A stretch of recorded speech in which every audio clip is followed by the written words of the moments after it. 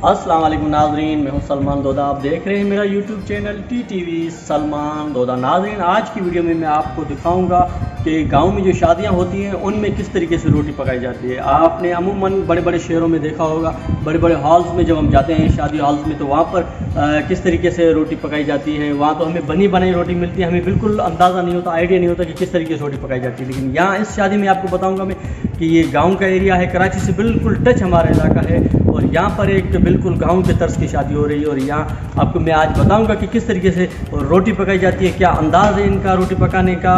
गांव के लोग हैं और शॉर्टकट बिल्कुल कम वक्त में और इतनी ज़्यादा रोटियाँ इतने ज़्यादा मेहमानों के लिए किस तरीके से पकाएंगे। तो आज की वीडियो में मैं आपको ये सब कुछ दिखाऊँगा। वीडियो को आखिर तक देखिएगा और पसंद आने की सूरत में कमेंट्स बॉक्स में अपनी राय का ज़रूर इज़हार कीजिएगा।